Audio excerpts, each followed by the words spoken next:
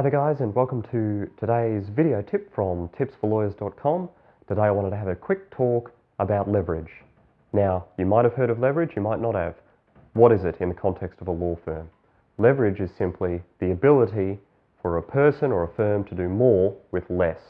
That is, as an individual, you have a greater output using leverage than you would be able to just doing everything yourself or everything without the resources that we're going to have a talk about today. So what are the benefits of leverage? In a law firm perspective, the benefits of leverage are twofold. It allows work to be done more efficiently and more cost effectively for clients. That means you keep costs down, you have happier clients, you get work out the door faster, and you can keep that churn going where the firm gets to bill things faster, matters get completed faster, clients get output faster, and also it keeps the costs down, as we'll see, because leverage is also a way of keeping productivity up but cost to client down. The second thing it impacts upon, of course, is profitability. So appropriate leverage allows a firm to produce work not just more cost effectively for the client, but also more cost effectively for the firm. That's because when you're appropriately leveraging your files, you are producing work at a lower cost. Think of it this way, and one of the examples we'll get to is delegation. So in terms of delegation, if you have a staff member spending time and they're on a salary of $200,000 a year, compared to a staff member doing exactly the same task at $50,000 a year, even with the lower ranking or lower paid staff member spending a little bit more time on it, most often the firm is going to spend less for the lower ranking staff member to do it than for the more senior member of staff to do it. And therefore, the work can be produced at less cost to the firm, not just cost to the client, because the time doesn't add up to the difference as a general principle.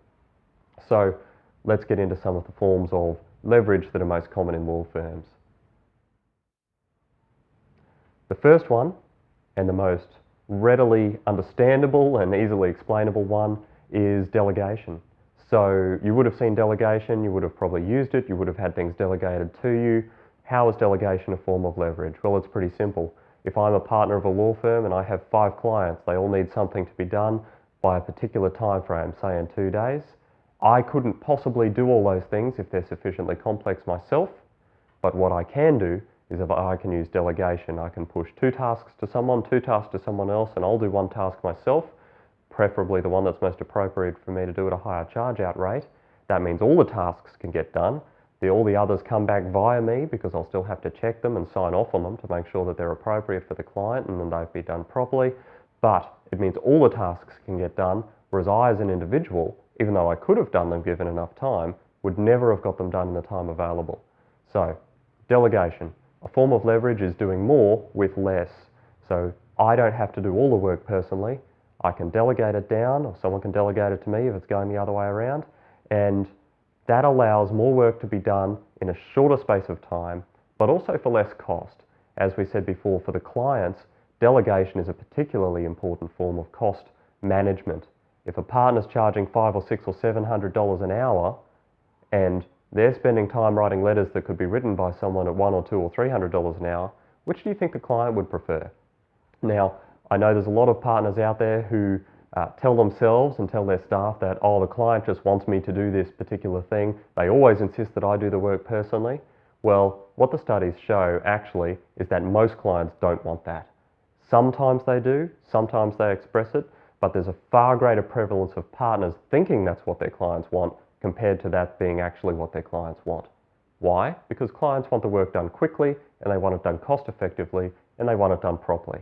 Those are the main criteria that the clients want. They want the work done using those parameters. As to who does the work, provided it's the right answer, provided the partner's signed off, provided they can have a conversation if they need to, most clients don't actually care who does the work.